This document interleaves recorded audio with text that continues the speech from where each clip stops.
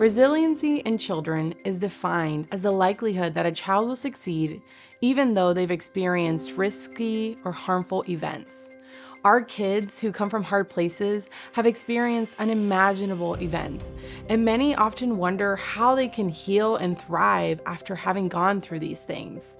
Well, as a parent, there are many things you can do and are probably already doing to promote resilience in your child. In 2 Corinthians, the Bible tells us that even though we are afflicted, we are not crushed. And so there is always hope. We know that it is important to look at your child through a strengths-based lens.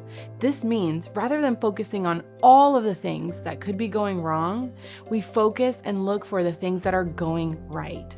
So ask yourself these questions. What is my child good at? What do they enjoy doing? What are moments throughout the week that I feel connected to them? By doing this, you're going to start identifying, encouraging, and amplifying the protective factors in your child's life. Now, focusing on the strengths and protective factors doesn't mean that we ignore the potential or present risk factors in your child's life. However, we're going to be looking for strengths to help your child heal and thrive in spite of these risk factors that are present.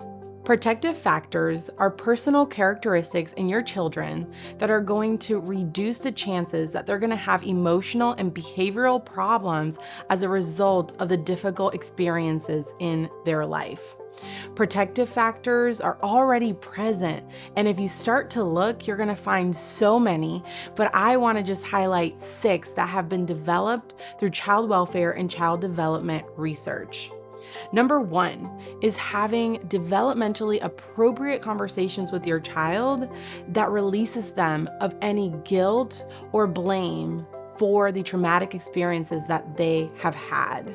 Number 2 is that your child will need to have healthy, supportive adult and peer relationships that encourage them and help them to build confidence. Number 3 is to have predictable and stable daily routines in the home. Number 4 is nurturing caregivers who use loving language and actions to connect with your child. Number 5 is for your child to be a part of different sports, hobbies, or activities, including being a part of a faith community that are going to foster and encourage those strengths. And finally, number 6 is for your child to develop internal and external coping strategies through participating in therapy.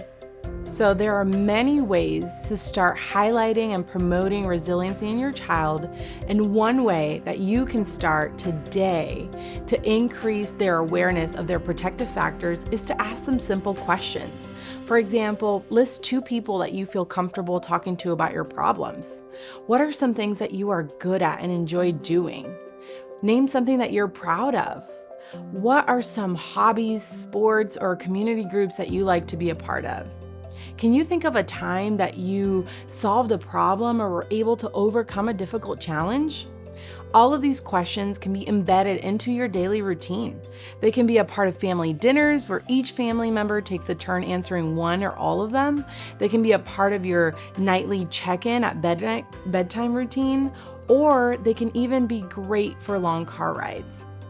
We encourage you to start doing these today so that you can see all of the protective factors that are already present in your child's life.